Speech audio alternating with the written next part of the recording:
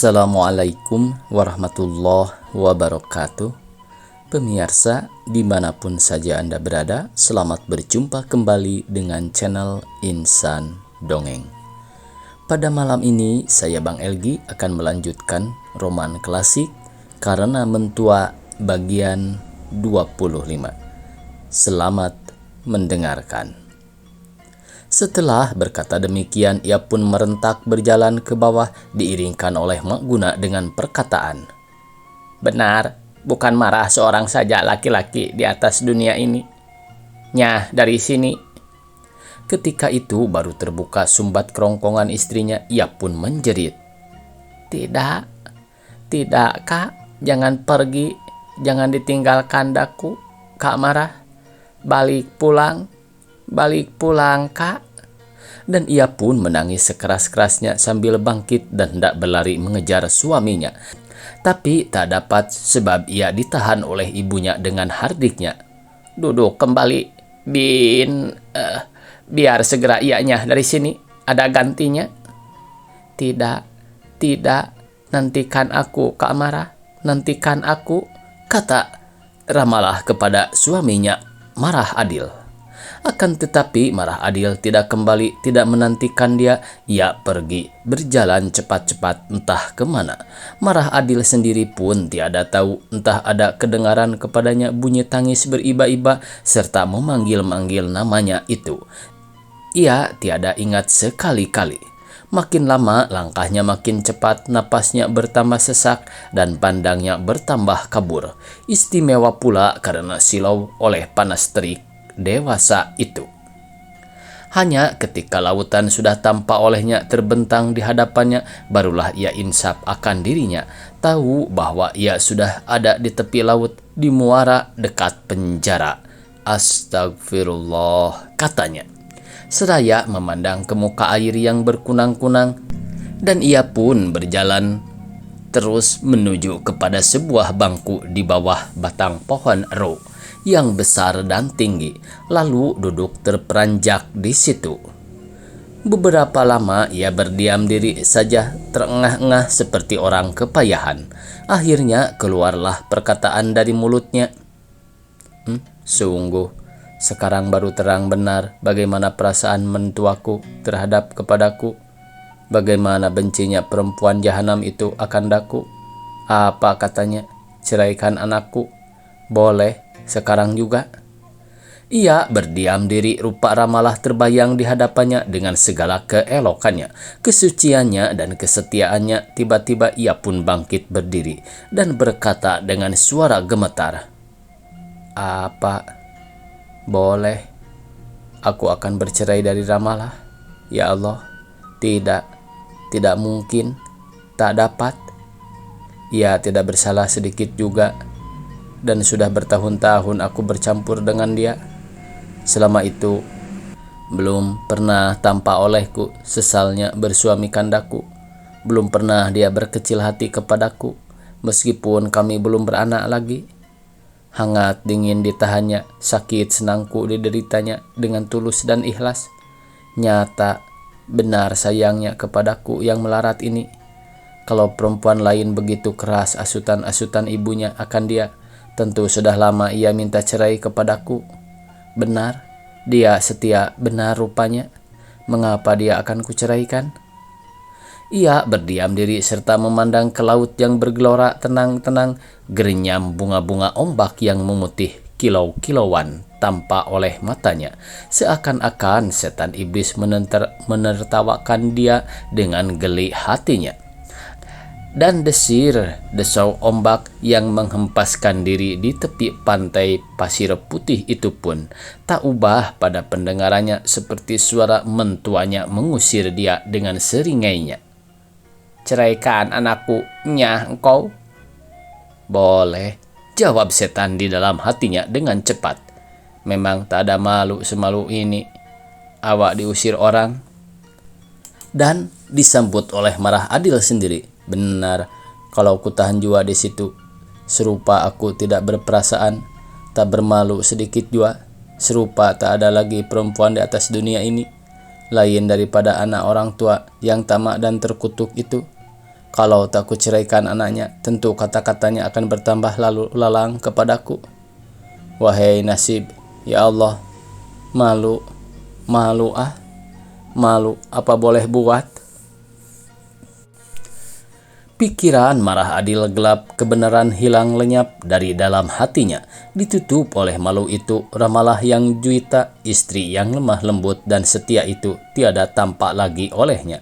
Bagaimana jua pun cintanya kepada perempuan itu, ya bagaimana hebatnya peperangan Sukma ketika itu. Namun malu tak dapat lagi dihilangkannya, ya arang yang tercoreng di keningnya tak dapat dihapuskan. Hal itu menimbulkan harga diri pula sebagai laki-laki di dalam kalebunya. Pantangan laki-laki dipermain-mainkan perempuan, katanya. Dengan tangan gemetar diambilnya sehelai kertas kecil dari dalam notesnya, dipegangnya sebatang pensil, lalu ditulisnya sepucuk surat. Dengan tidak dibacanya lebih dahulu, surat itu pun dimasukkan ke dalam sakunya. Lalu ia berjalan seperti orang gila, sebentar muram dan sebentar tersenyum dari tepi laut itu.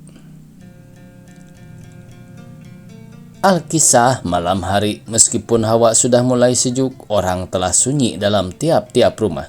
Tapi jendela kamar muka yang dijadikan kantor di dalam sebuah rumah batu di kampung Jawa dalam masih terbuka, dan lampu gas yang tergantung tentang sebuah meja tulis masih terpasang dengan terang benderang. Berdesir-desir bunyinya di bawah lampu, dan di sisi meja tulis itu kelihatan seorang laki-laki duduk bertopang siku, serta memegang pipi dengan kedua belah tangannya. Ia berbaju piyama daripada triko, bercelana kain itu juga tidak berkopeah, hanya bersibak rambut membelah benak. Kalau mukanya tidak dikerutkannya dan matanya tiada dikerenyitkannya, akan nyata aganya bahwa orang itu masih muda, baru berumur kira-kira 27 atau 28 tahun, dan elok parasnya. Ia bermenung termangu-mangu. Kertas dan tangkai pena yang terletak di hadapannya tiada dipedulikannya. Entah ia sudah menulis, entah sudah membaca buku ilmu pengetahuan yang sulit, tak dapat dikatakan. Kerut muka makin lama makin nyata dan dalam, lebih-lebih kalau ia menatap serangga yang berterbangan dekat nyala lampu. Sekonyong-konyong ia pun bangkit berdiri, lalu berjalan hilir mudik sepanjang kamar itu dengan perlahan-lahan. Tiada kedengaran bunyi langkahnya sebab ia memakai selop rumput.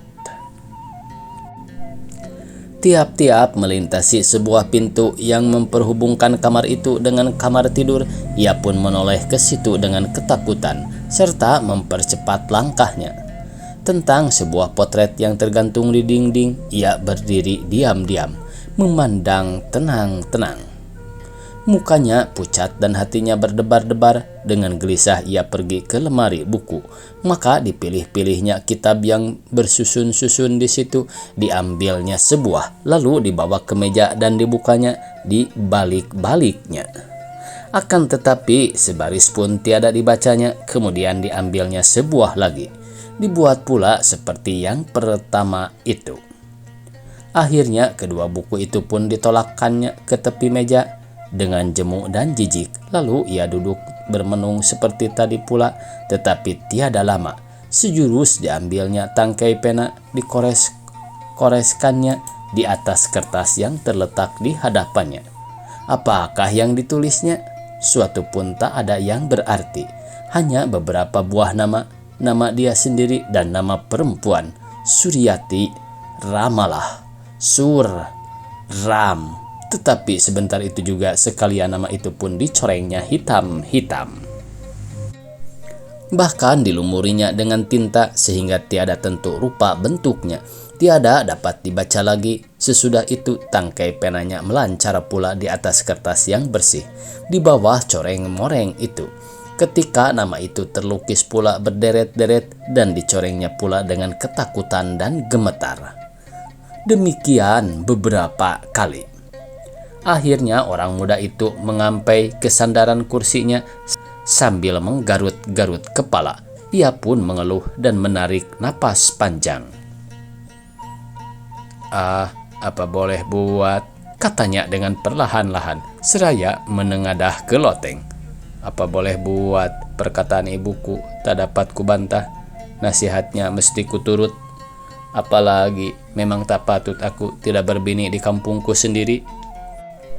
Sebagai aku tak laku, sungguh kata kawan-kawanku, memang aku tidak laku di sini.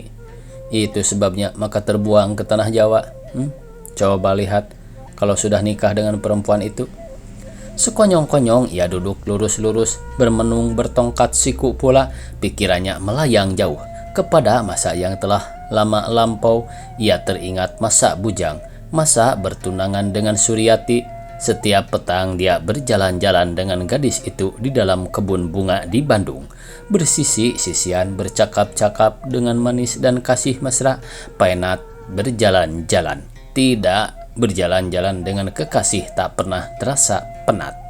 Hanya jika tampak sebuah bangku yang kosong di dalam taman itu, duduklah ia di situ dekat Suryati.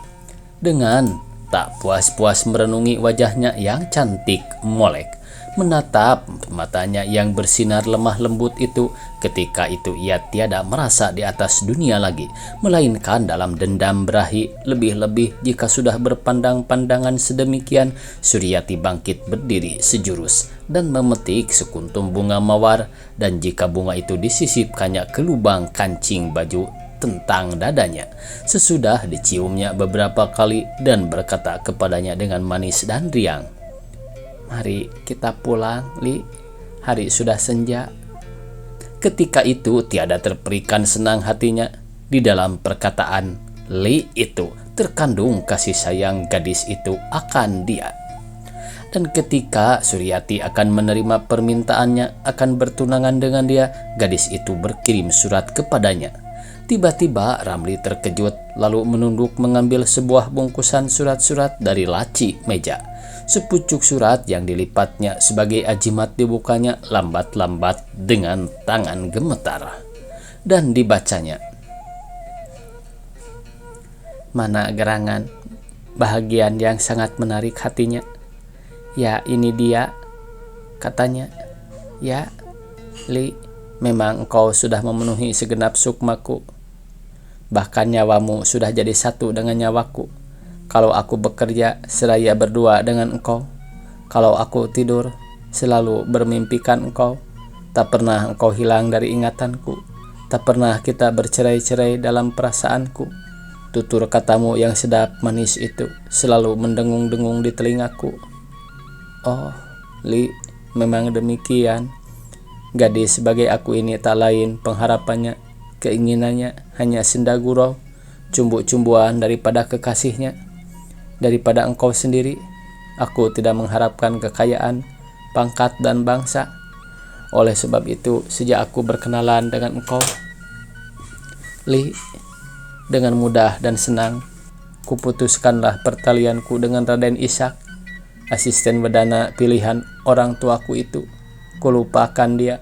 Sekarang badanku, nyawaku, dan apa jua pun daripada jasadku yang hina, letak ini aku serahkan kepadamu, sambil berharapkan iba kasihan daripadamu, kekasihku. Haram orang lain menjamah diriku. Nah, apalagi, sumpah apa jua lagi yang engkau kehendaki daripadaku ini. Surat itu diletakkan oleh Ramli di atas meja. Ia memandang ke muka tenang-tenang. Lalu tampak olehnya segala kesenangan dan kesukaan yang dirasainya selama bercampur dengan perempuan itu. Sedikit pun tak ada kekurangan atau cacat celak Suryati dalam pergaulan hidup, dalam masyarakat rumah tangga, baik terhadap kepadanya, baik pun terhadap kepada ibunya.